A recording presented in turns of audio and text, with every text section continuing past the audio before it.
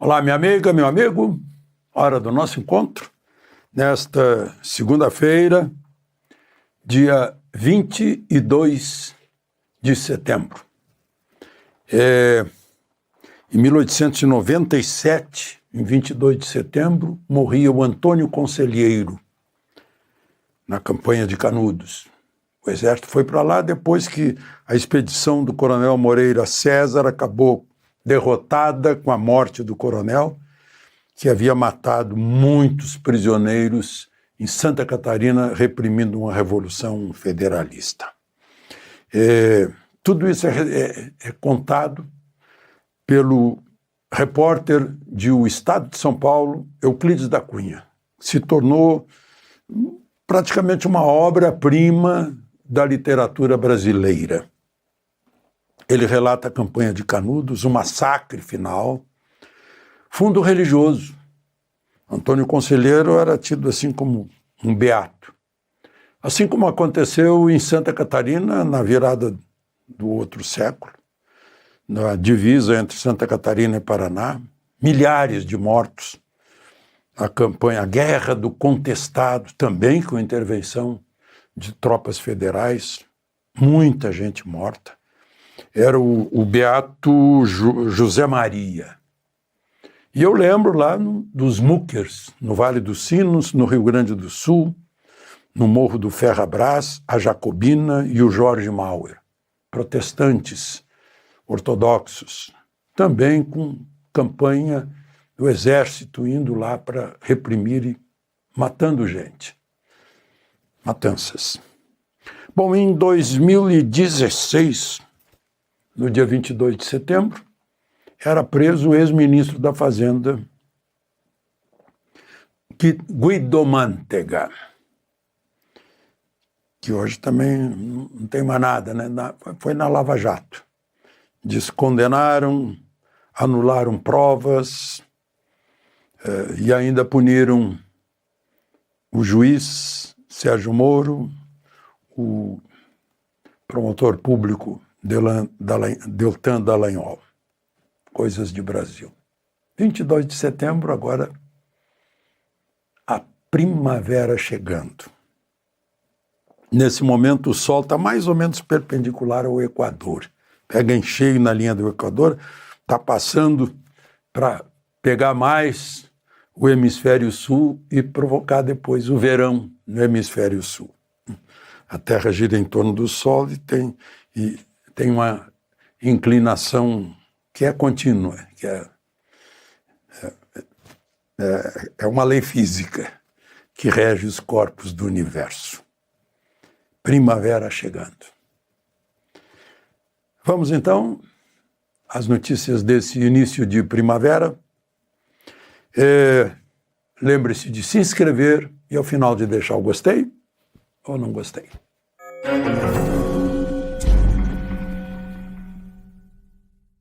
Bom, a primavera não chegou para a família de Alexandre de Moraes. Já estava num outono, desde que ele foi enquadrado na Lei Magnitsky, no fim de julho, e agora ampliou-se a aplicação da lei para a família dele toda. Chegou o inverno financeiro para a família Moraes. Pegou expressamente a mulher dele, Viviane, e se estendeu aos filhos, porque pegou, como eu disse, expressamente nela e também no Instituto Lex. Lex significa lei em latim, mas, por coincidência, também lembra o Lex Luthor, lá do Super-Homem, que é muito parecido com Moraes. É que a lei Magnitsky, aplicada a uma pessoa, diz que ela vale a essa pessoa e a todos os outros intimamente ligados a essa pessoa, para que a pessoa fique realmente isolada da economia americana e não tenha condições de usar os seus parentes próximos. Esse Instituto Lex é uma holding que é muito usada. Não sei se vocês conhecem. Grandes bancos estimulam a criação disso. É uma holding familiar que engloba os bens da família, o patrimônio, os imóveis, os investimentos, as ações, as empresas da família. Isso facilita depois a partilha, no caso de herança. Acho que dá uma amenizada também nos impostos devidos. Muitas vezes tem base em um paraíso fiscal ou algo semelhante. O ministro Alexandre de Moraes criou essa holding no ano 2000. Então já tem bastante tempo. Então engloba todos os bens, ficam bloqueados, as contas bancárias, os impedimentos de qualquer ligação que tenha a ver com os Estados Unidos, né, financeiramente. E como as finanças americanas estão metidas em tudo, né, desde o cartão de crédito aos bancos, os próprios bancos brasileiros que têm filial nos Estados Unidos, que têm ações na Bolsa de Nova York, não tem como não praticarem aquilo que manda a lei Magnitsky, né? Em nota, o ministro Moraes disse que é ilegal a aplicação na mulher dele e que violenta o direito internacional. E aí ele fala em nome de juízes brasileiros. Diz que juízes brasileiros não aceitarão coações ou obstruções. Eu não sei se isso é um recado para o Paulo Figueiredo e para o Eduardo Bolsonaro, deputado Eduardo Bolsonaro, porque hoje mesmo, em resposta, o Procurador-Geral da República, o Paulo Gonet, denunciou Paulo Figueiredo e Eduardo Bolsonaro por coação, ou seja, por pressionar.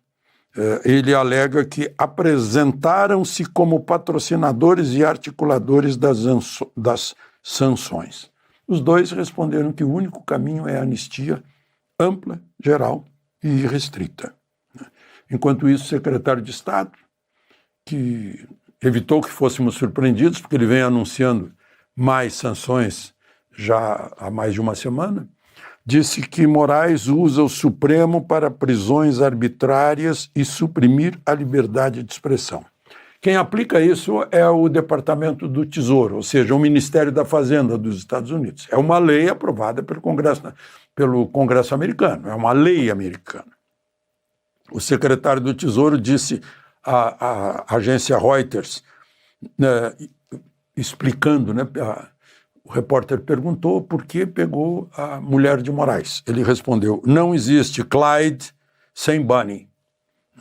Eu não sei se vocês lembram, na minha geração é um filme de 1967, Uma Rajada de Balas, Bonnie and Clyde. É com a Faye Dunaway e Warren Beatty. Foi um filme de muito sucesso. Distribuíam plásticos no Brasil com uma rajada de balas, eu pus no meu carro, no vidro do carro, como se tivesse furado de bala, né? Era um famoso casal criminoso nos Estados Unidos dos anos 30. Além disso, perderam o visto, não podem mais entrar nos Estados Unidos. Mais um ministro de Lula, né, o ministro da Saúde, não foi a Nova York por causa disso, porque estava com o trajeto dele limitado. Agora o ministro-chefe da Advocacia Geral da União, o Jorge Messias, teve o visto cancelado, assim como o José Levi do Amaral Júnior. Eu não o conheço pessoalmente, ouvi falar muito bem dele durante esses últimos anos. Ele foi um assessor muito importante de Paulo Guedes. Bolsonaro o nomeou advogado-geral da União, né?